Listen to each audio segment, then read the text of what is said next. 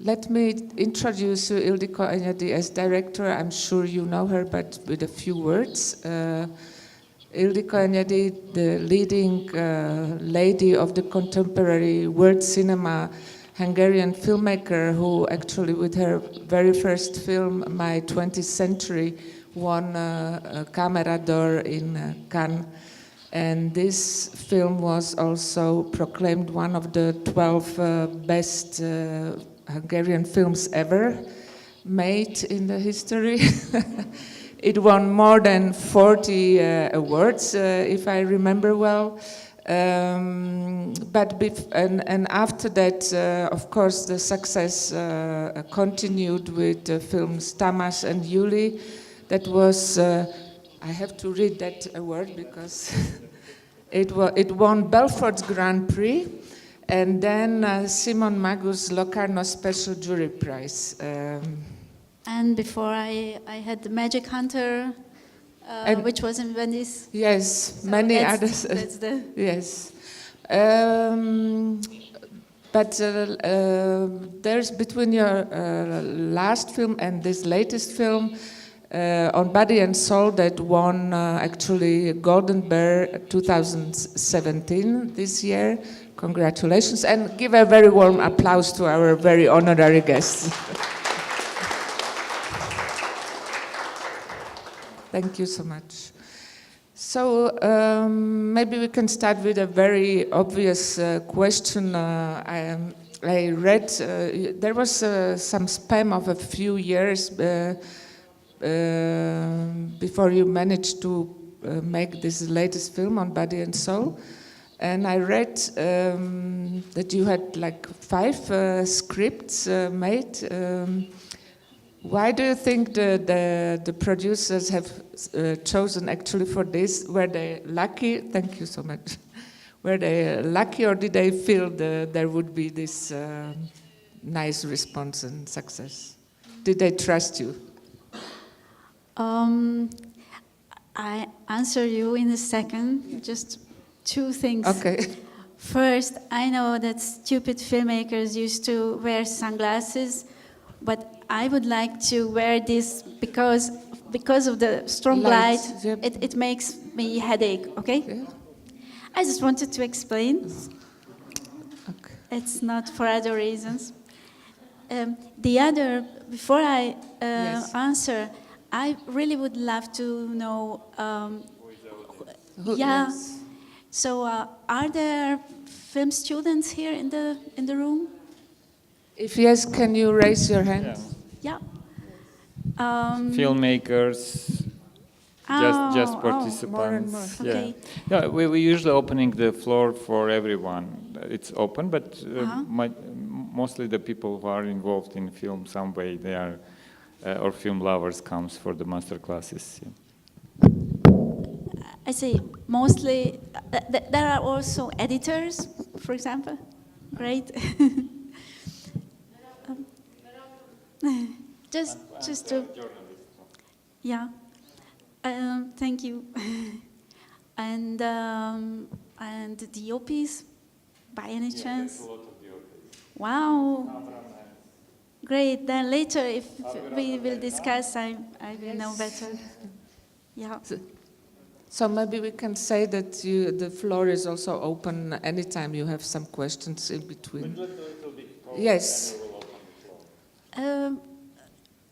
Okay, so I just wanted to know this because how to explain this big gap. It was not just a big gap, it was a huge gap. It was 17 years. 17 years. Meanwhile, my kids grew up. In the last years before this film, I worked for HBO Europe, and that was like a sort of healing process. It had me to get back somehow in confidence. And in those years beforehand, all my projects were received warmly. So there was no reason to let them go. And if you are in this process you feel that okay, if you push it a bit more, 2 months more, a half a year more, perhaps it will get together. Then you end up very easily 3 years gone, and then you sit down and you say, okay, I love this project. Apparently everybody loved this project, but it won't happen. So I sit down and I write something else. And it's not easy. Then you fell in love with something else, you write something else, and the process repeats and then repeats. With this one, this last one, the lucky thing was that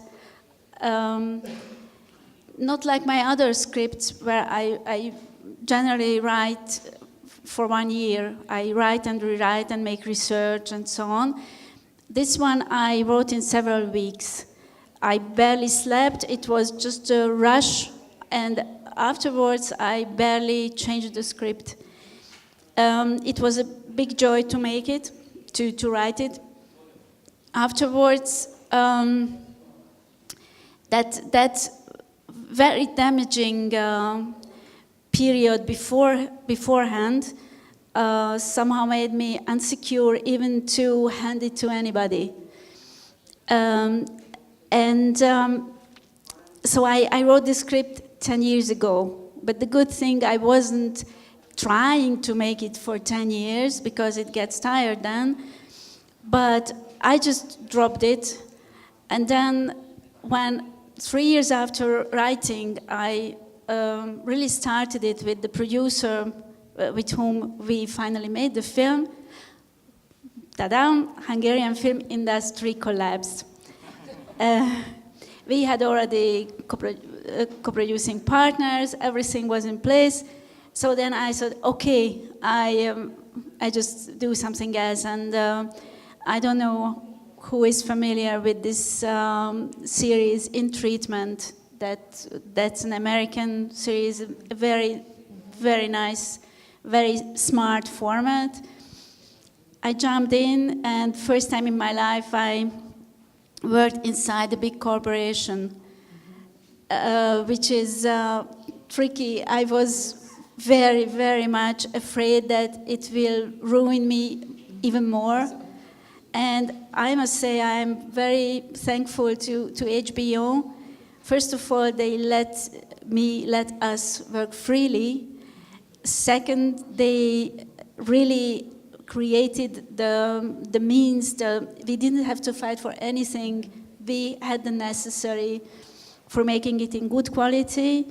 And as I could choose my crew, everybody came from feature film. With that sort of standard, with that sort of moral and inner involvement. So it was really an amazing work. And after that, we just, meanwhile, Hungarian film industry got back in track, and we applied and we made it really easily. I think this series called Therapy, The Therapy or something? Yes.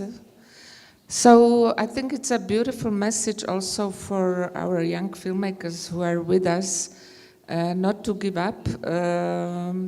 If a renowned filmmaker with so many awards and so much appreciated also has problems to get finance, just be strong and go and fulfill your dream, I would say. It's somehow it comes to you. Ildikó, I was, when I saw the film, I was reading a book about highly sensitive people. And somehow it very nicely filled in this, because the description of these highly sensitive people very much matched your one of the leading characters, that's the Marika. Can you tell us more about this? Is she a highly sensitive person, her character? Or do they? In a way, yes. just one more question. Yes. Who saw the film? Yeah, how many people? So we'll try not to spoil. Okay, then perhaps we could speak about less in detail about the Yes. film and more about filmmaking. Around the film. Yeah. Okay, so maybe you can tell us about at which moment, because I think, as they say, 90% of success of making a film is to do a good casting. I think this film, you did a great job with both female and male characters. The Alexandra Borkelli is very well known in Hungary as an actress, but Geza Mocsáni not. So maybe you can tell us about both of them. Well, that's a good topic. Perhaps we can speak a bit about casting in general, in also in my previous films, which probably you haven't seen as well. So I think even without that, we can speak about this issue. In this film, but I don't know who plans to see it. Anyway, who will see?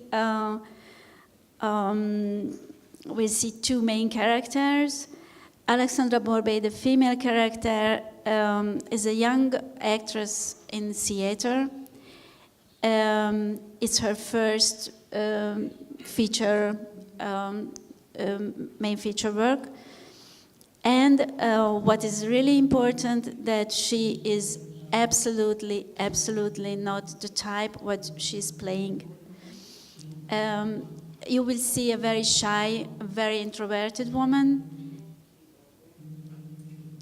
There is a strange sound. What is it? Oh no, that's the okay. translator. Sorry. No, it's my phone, sorry. It seemed like a giant animal in the other room who will invade us. But I can't turn off. I need to keep the phone on. Anyway, In the film, she's shy. She is a very outspoken, self-assured, hot, sexy chick. I haven't ever seen her without makeup, without heels this size. And please, young filmmakers, please think about giving the chance to actors to to step out from their character and invite them into an experience of self-discovery.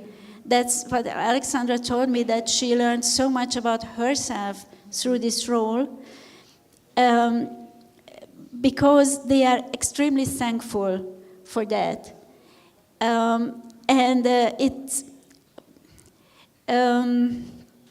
We are a bit lazy, like film people in casting sometimes, and don't do that error.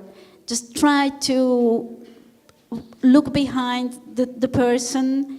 Perhaps all this facade is just a facade and there is something else behind, and they are just badly waiting that somebody comes and opens up also that hidden door in them. It was always, each time I gave somehow this sort of chance to an actor, it was an overwhelming response from the actor. They give you so much because they feel that you trust them. It's not, you don't choose them just for their character, their type, or their CV, but because you really pay attention to them.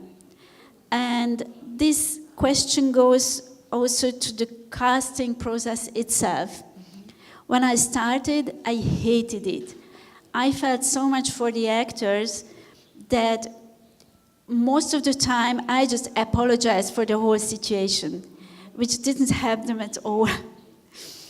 And somehow at a certain moment I realized, let's just consider this event like a meeting. Two human beings are meeting.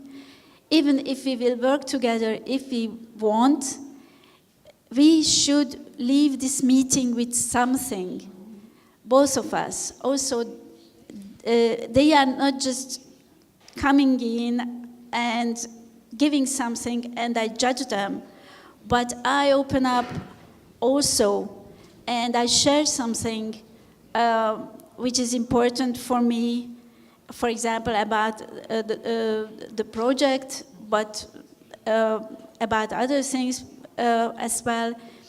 And we try to work a bit on the scene together, to taste each other's working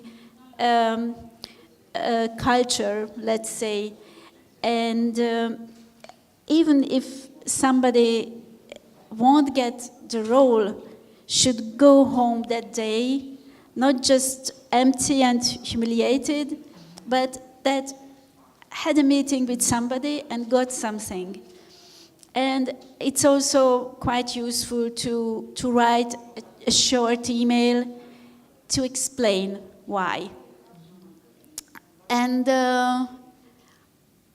I think if you are not an idiot, and why would you be an idiot? You won't ask bad actors.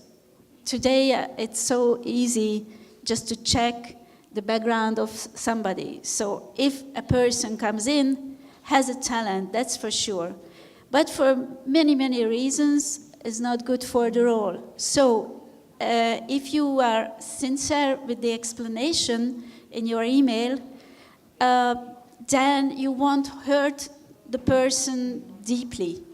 It will be a bad moment to get that email, but it won't be that horrible silence, which is really humiliating for anybody. I remember I made a film where I really made some mistakes, and then I worked 8 months somehow to put it in shape. And after the first projection, before these 8 months, there was a first projection for the half-ready film, and after that, the guys I invited, they just went out of the room quite silent. They didn't tell me anything, and then one guy came to me, a fellow filmmaker, and told, Ildikó, it's not good, it's really not good. And I hugged him, and I thanked him for it, because I felt that he doesn't refuse me as a filmmaker or a person. He just says, hey, watch out, this time you made something wrong. It's a big difference. So just be honest with your colleagues, sure, in a tactful way, but the silence doesn't cover anything. And in this profession, you can be so lonely. It is nice to make the others feel a bit less lonely. So did you know it from the very beginning, or was it in the years that you learned? It's very true that many actors are complaining about this, but you say many times they are asked by casting offices or bureaus, or how is it called, and they don't even get an answer that they were not selected or something. And many actors are really getting depressed of this, so it's fantastic that filmmakers like you exist. Oh, I'm sorry, I just... No, I think it's the lady there that you hear. Yeah, let's switch it off. Yeah, because I just hear the translation. Thank Yeah. you so much. You know, the beginner's blind energy helps so much. this sort of casting against the type I made already in film school, and I was in complete war with my main teacher, but he was a gentleman. He was a great filmmaker. I haven't learned from him anything in the film school, but I learned so much from his films. Zoltán Fabri, a great filmmaker, and it's shocking to show his films from the 60s nowadays to my students. They are shocked that such a power exists from these old guys.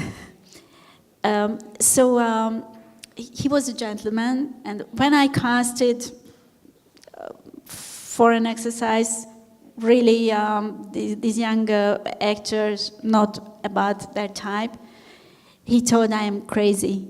And then I shot it, and he came to me and told, Ildikó, I was wrong and you were right. It's wonderful. And that was also a lesson. It was an involuntary lesson from him. I tell always to my crew members, if I was wrong, I was mistaken, I didn't realize that they did something in the right way, and so on. That sort of frankness is not just nice, also a sign of strength. If somebody is straight in communication, then everybody around feels in safety. But jumping back to casting. Yes. Also, you are known for using non-actors. How do you, maybe to compare, how do you cast those, how do you find those people? Well, it's not the first time that I worked with a complete amateur. In this film, On Body and Soul, the male leading actor is a complete amateur. He was for 20 years the director of the biggest literary publishing house in Hungary. I knew that for the girl's role, I have to find a trained actress. I won't tell you why, because you haven't seen the film.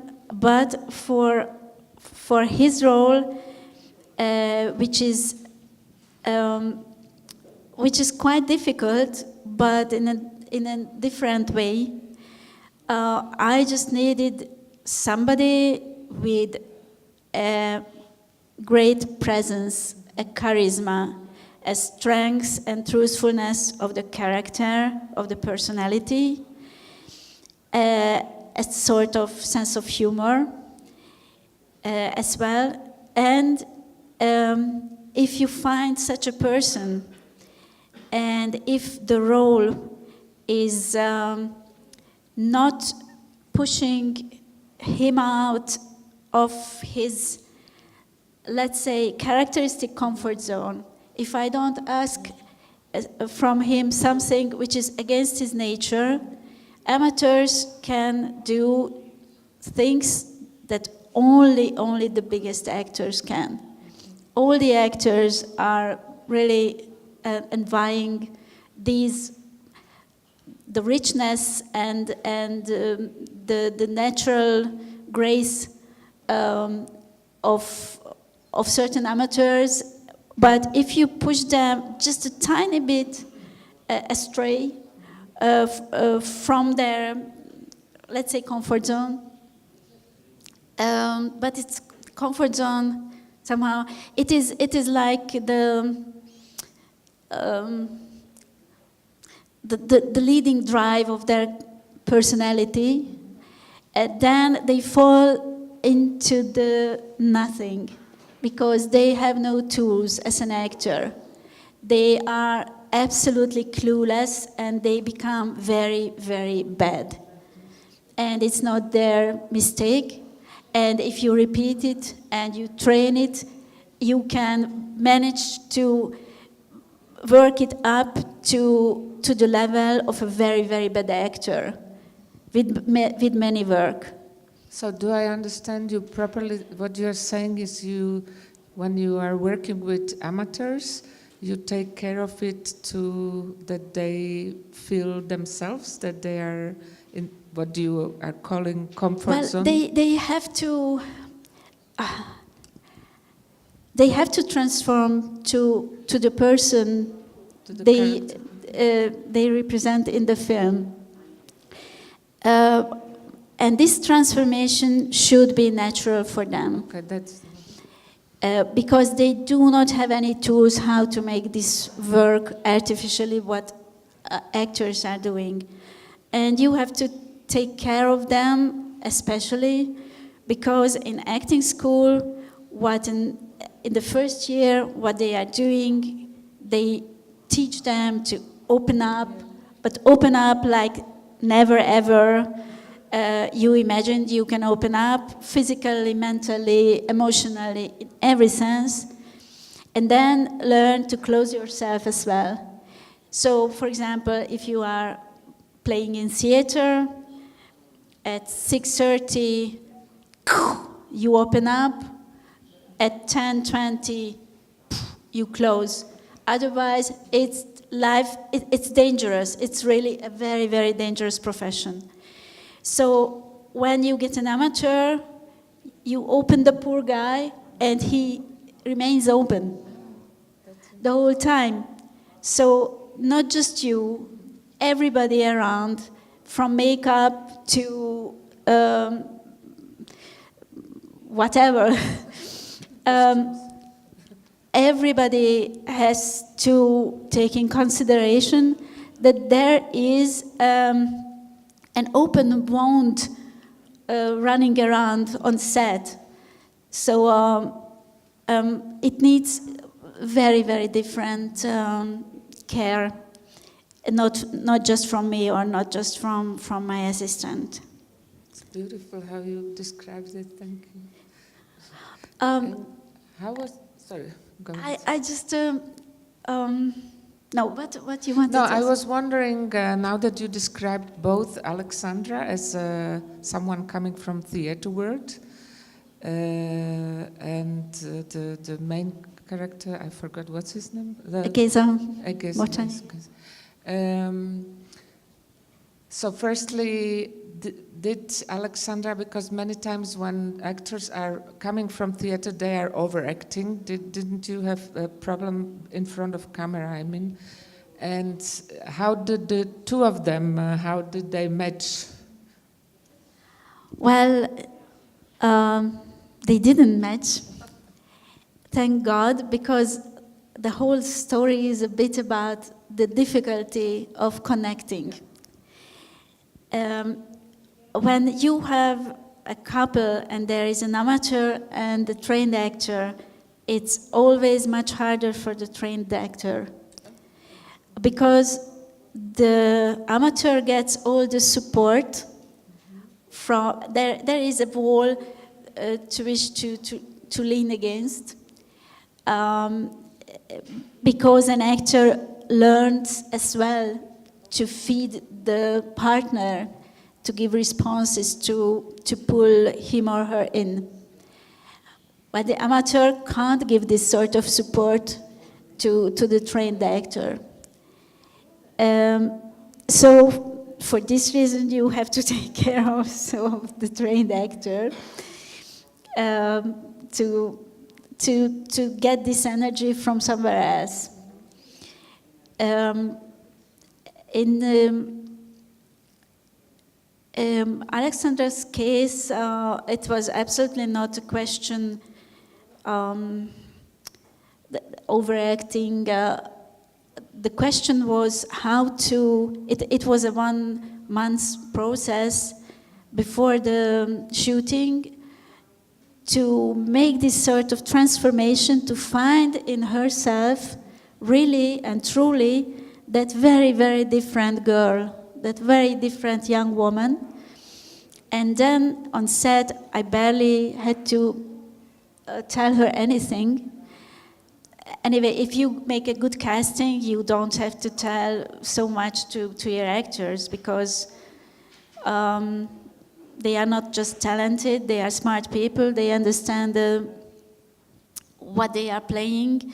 So if you made a good preparation work, the communication on set should be really minimum. Let the actors surprise you. They are wonderful in that sense. Not improvisation. Not just improvisation. For example, in this film, there was not one gesture improvised, but to feel it, to make it alive, what you imagined and what you wrote.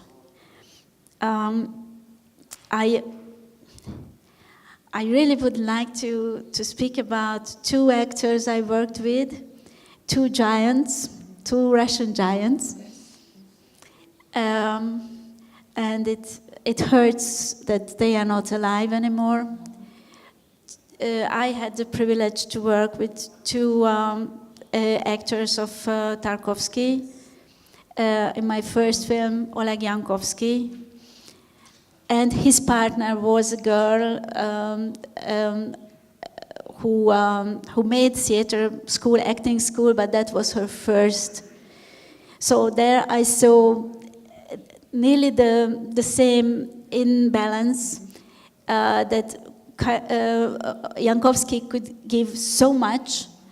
The girl didn't even realize the lessons she's getting. I think later she realized it, but she was yet not able to give this support back. And it was a great experience. And then Alexander Kaidanovsky, for who doesn't know, yeah? Yes. Yes? Oh, okay. Bulta, do you have a question? Oh, sorry. So he was starker and starker. I consider him also a great filmmaker. He made 2 films, and please, if you have a chance to see it. Amazing films, and he was preparing for a new film when he died at the age of 49. My film before this, Simon the Magician, I wrote the role for him. And in that film, this main hero dies and resurrects. And I remember I was in Paris, the whole film I shot in Paris. I was in Paris working on the script. I was writing this scene, the death, and I got a phone call that he died. And I miss him until today. A great person, and perhaps there are directors who can work with actors. Actors can be monsters as well. I need also the human connection.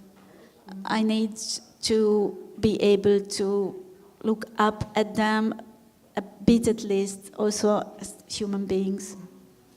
Beautiful. Maybe you have some questions. Yes, please go ahead. Microphone. Translation. Just a second. Yeah. Can you use this one?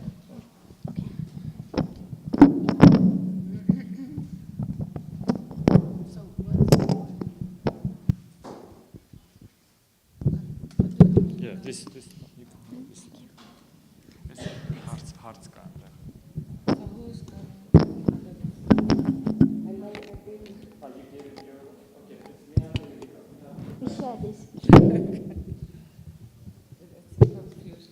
Շնորհակալություն։ Այ դուք երկար խոսեցիք դերասանների հետ աշխատանքի ընտրության մասին։ Ինձ հետաքրքիր է ավելի process-ի մասին, այն նախապատրաստական process-ի մասին խոսեցիք։ Ինչքանով եք մաքսիմում պատրաստվում նախապատրաստական փուլում եւ ամենակարևորը որն է այդ փուլում ձեզ համար։ Հետո նկարահանման ընթացքին, երբ որ անցնում եք, կամ բաներ, որ փոխվում են, որ ձեր մոտեցումն է փոխվում այդ սիտուացիային համապատասխան, եւ մի քիչ էլ կխնդրեի մոնտաժի հետ կապված խոսեիք։ Այ մոնտաժի փուլը ոնց է ձեզ մոտ անցնում, նույն նախապատրաստականով, թե շատ բաներ եք փոխում, կարևորը մոնտաժի մեջ ձեզ համար որն է, եւ նկարահանման process-ի մեջ եւ շատ մեծ ընդլայնված հարց է, բայց կխնդրեմ մի քիչ ավելի մասնագիտական այդտեղ ձեր գաղտնիքների մասին խոսեք։ Շնորհակալություն։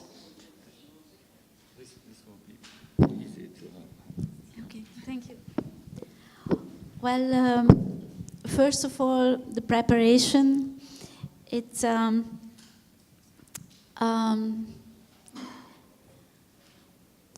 to say, you have to make a very strong bond with everybody with whom you will work together. Somehow, it's like excursion to the North Pole. Before you load the ship, you really have to make a sort of mutual trust connection with each crew member. And for that, you have to somehow get to know each of them, what is their pride, what is their strengths, what they are afraid of, where they are insecure. All of us are insecure in certain stances, and reassure them there, or just with some humor, just pop it and speak about it openly. So somehow this sort of association is elementary, and in that case, all the, let's say, all the horses will go in the same direction, but every horse can run freely. So everybody can pour in their energy in the film, but you don't have to be afraid, okay, this idea is going that way, this idea is going that way, because somehow they should understand the core of the film, what you are preparing. It's like the gravity point of the project. And first of all, you as a filmmaker, you have to be sure that this gravity point is never hurt during the process, because not just the circumstances, but all sort of wonderful inspiration is coming in, and you should let it in. And you can make it because it's really running with time, so you have to make very quick decisions during filming and even in the last phase of the preparation. So you can be so sure about your work only if this sort of, let's call it gravity point today, is safe. Then you can really tear out 10 pages, or you can switch the sex of a character from male to female, or whatever. So you can be sure that the heart of the project is not hurt. And with this last film, it was such a it was a very hypersensitive film. Not just the character, even the tiniest detail, if it was not right in sound design, in set decoration, in anything, it jeopardized the whole film. I never had such a hypersensitive film in my life. Again and again, I was so surprised. Oh my God, this exists. That just, and it goes from the start to the grading. One of my most beautiful time I spent with my DOP and the colorist. We were sitting together and changing tiny things and not speaking about aesthetics, but speaking about the meaning of the scene or the heart of the character. And this guy was capable of it. And I think all film people, filmmaking is such a hard work that only those remain who are really dedicated. So everybody is ready to do it, just give them a chance to be so deeply involved. For example, you will see in this film on Body and Soul, there are lots of scenes for Maria, for the main actress, in her apartment. We built it in studio, and she's there alone. That's the most difficult thing to ask from an actor. Make from something very simple. You are alone at home in your kitchen. You just have dinner. You just hang out the clothes on the balcony. You just wash your teeth. But all this should mean something more. Thank you. Haha. It's for that, and this was at the beginning of the shooting. So this very inexperienced actress had to make her most difficult scenes alone and at the very start of the shooting. So I wrote, I made a synopsis, especially for those crew members who had no occasion to read the script. The lighting crew, carpenters, and so on.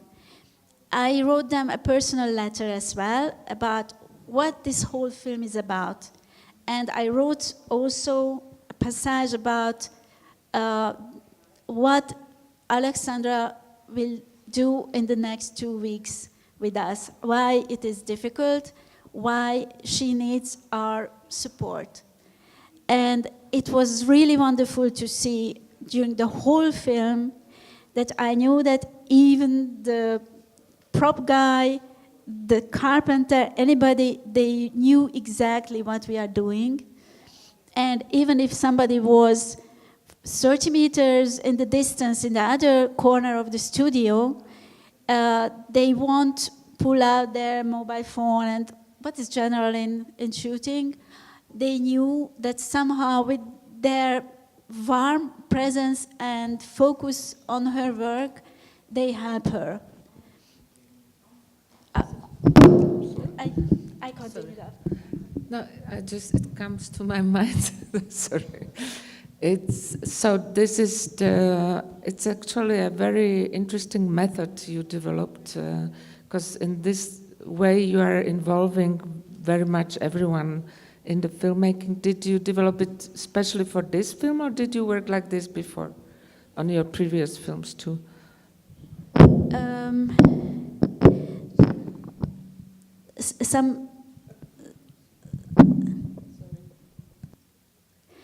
Somehow I tried it always,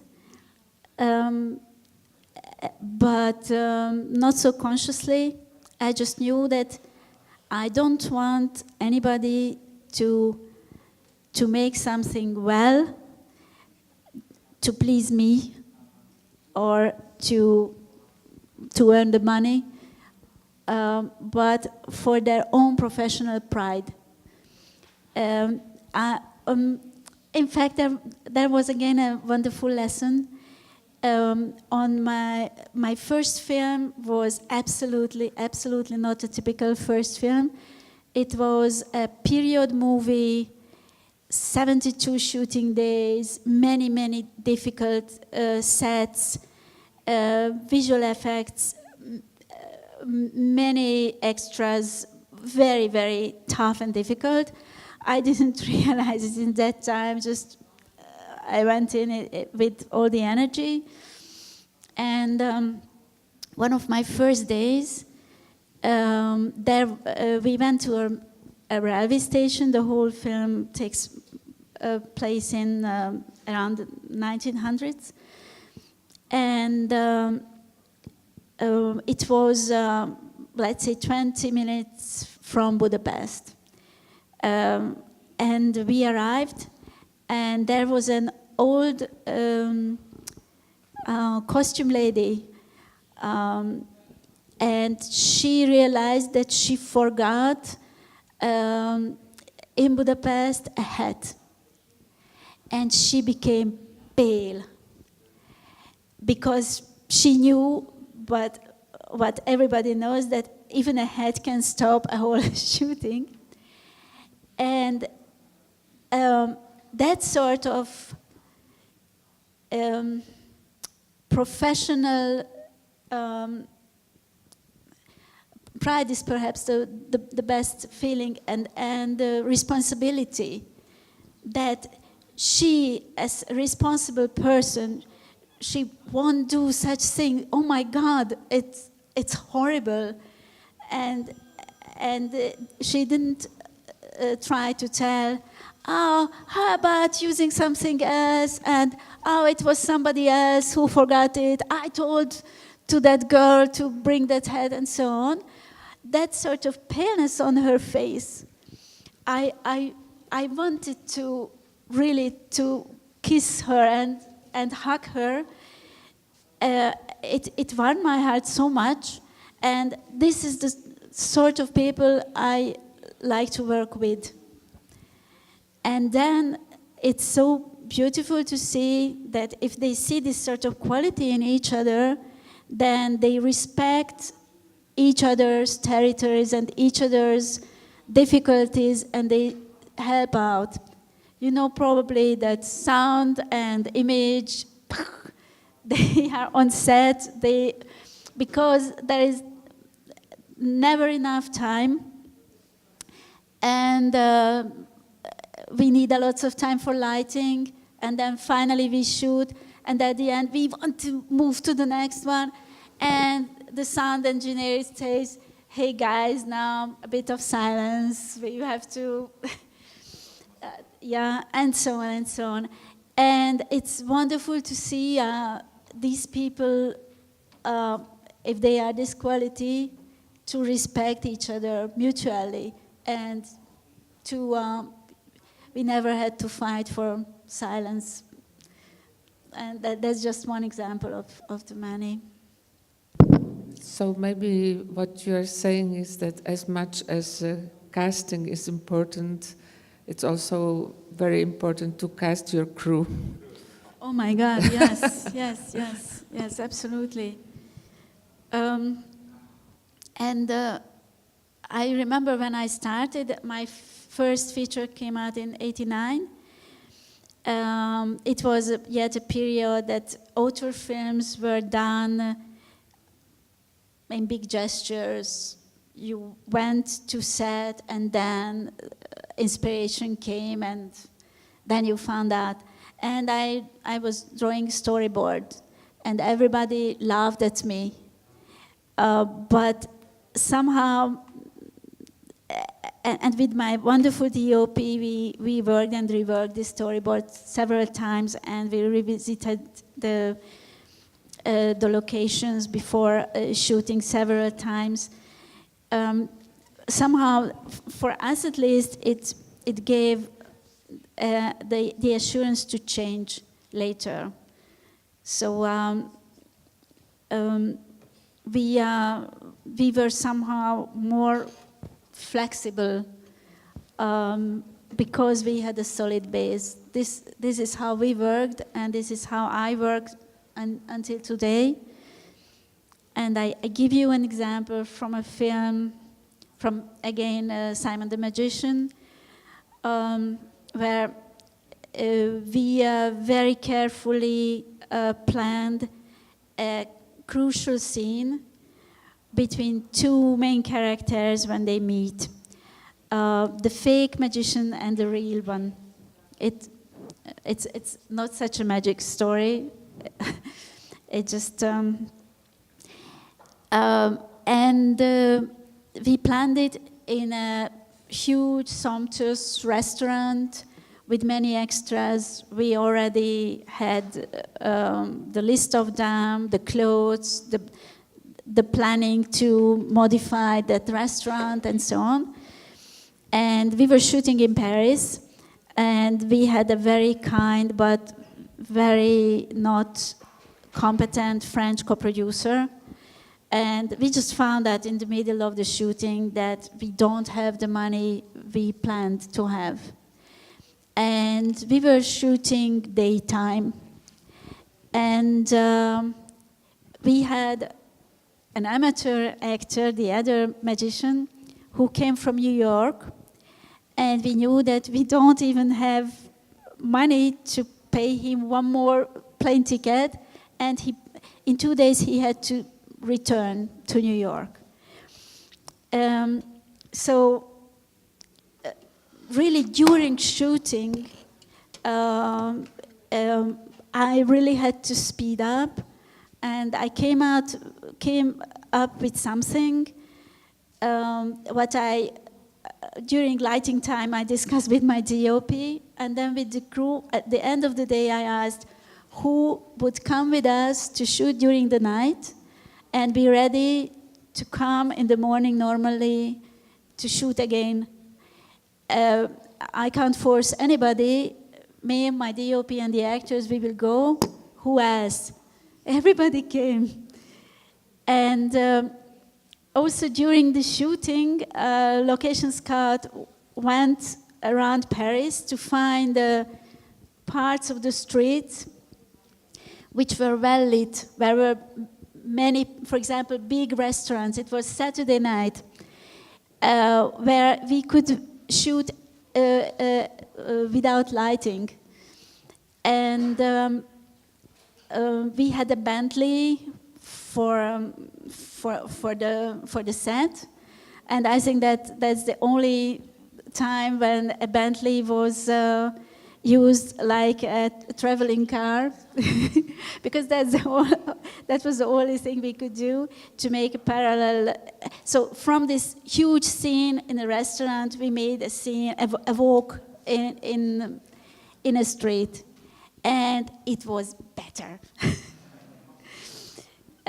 But that was because it was so clear for us what is happening in this scene, what is really, really necessary to happen, what are the relationship, what has to shift, and so on.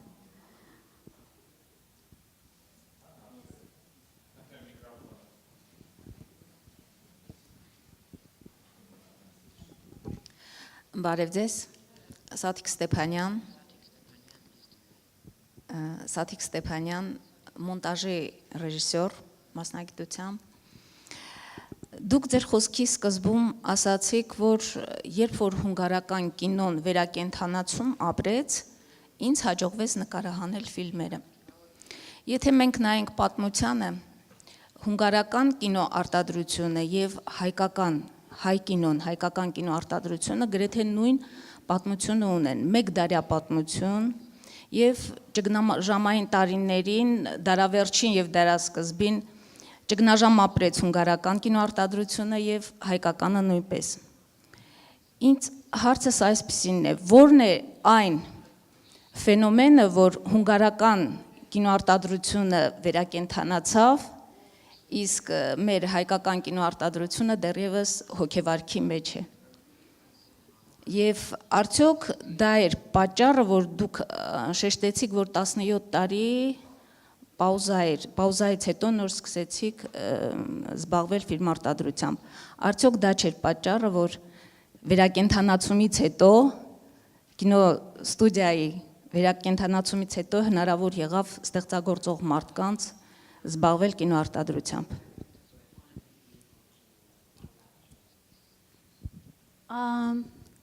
First of all, a smart film law. very important, which made Hungary attractive also for foreign productions and keeps alive all the technical crew, and also it's somehow a secret training for them, because they work with the top technique and top infrastructure. And the other thing is the safety of financing. We imitated England, Great Britain, and we use lottery money. So it's independent from politics. It's a certain percent of lottery money. The funding, money, safety of money. It's so simple, I must say. Talented people are waiting everywhere, and many times, even if there is some financing, if a firm doesn't get the necessary financing, then a great idea can remain just a torso, just a fragment. It can't develop its full potential. Sometimes it's just the sound design which is missing. Sometimes you should have had 5 more days shooting, or you should have a peaceful period of time for editing. I don't know how many of you saw Force Majeure of Östlund, Ruben Östlund. Well, it's such a simple film. It's a transparent film, like a crystal. Great film. He worked 2 years on the editing. So if any project gets the necessary care, not more, just the necessary, then the full potential can appear. Beginning of 90s, there was a boom also in Hungarian films, thanks to a film law, but the financing was very friendly, but very small. And I see many films which could have had a much bigger career, and not just more success, but a more fulfilled form. And I feel bad about those authors, because all the work is done, the energy is in it, but the outcome is not what it could be. So, so that's really so simple. What makes so different this new boom of Hungarian film compared to, for example, new Romanian cinema, or any, for example, the Dogma films, or any other cinematic booms in any country, that I don't know how, but here, side by side, many different generations are working, and side by side, many very, very, very different authors. So they have, you can't say that's a Hungarian style of the 2010s. It's very, very unique people, strong characters are working, and for example, that's smart from the Film Fund to encourage so different people and not just push in one direction. That's interesting what you say, because when we look at the names like Kornél Mundruczó, György Pálffy, László Nemes, they're totally different voices and talents, and maybe you are right that the continuity in Hungary was not so really cut off. But let's have a look only in your neighboring country, Georgia. Yeah. they had wonderful masters in the past, and they had a big gap in the 90s for like at least 2 decennia, 20 years. And let's look at them, what they are now having a revival of Georgian cinema. So we don't have to go even to Europe and too far away and look at their neighbors. And I think you are right, because I think the success in Georgian cinema is thanks to the new law also. If I'm not they mistaken. changed many things. And there was a really, they changed the president first, and then they changed the other things. So anyway, no, but it's really now in like this last year, about 7-8 films was traveling in different festivals from Georgia, and we have here one on competition, and the quality changed dramatically. So we have like next 3 days we have these directors across borders. It's 3 days of industry, where also representatives of Europe, but Armenian film culture, and I don't know who else will, Ministry of Culture. So maybe that's a subject to discuss there, and something to initiate there. There is a new approach from Ministry of Culture to do this film commission, which you were saying, to attract the outside investors to start shooting in Armenia. So if they will really change the law and make it easier and tax exempt, so then it probably will help to push more blood in the industry, and it will help to go on. Romanian, they was successful in terms, because right from the beginning of disaster, the lot of shootings was there, so they didn't interrupt the production, and then they started to do filming themselves. And Hungarian experience was really interesting to hear from you, because we feel that like last year, this year, and so on, and it's interesting to understand how comfortable to make films there. Yeah. Խնդրեմ, կա հարց ուրիշ։ Չկա։ Տարօրինակա։ Եթե հարց էլ չկա, մենք էլ չենք շարունակի։ Okay. Okay then. So, thank you very so much. much. Thank you for coming, and I would like just to repeat again. Ուզում եմ կրկնեմ, որ այսօր ժամը 5-ին ֆիլմի ցուցադրումն ալինելու Կարմիր դահլիճում, խնդրեմ համեցեք, եւ I would like to thank Ludmila for supporting and moderating, and Ildikó for coming to the translator that she was working during the whole period, and AGBU for providing this nice space. Vartan, thank you, and thanks a lot.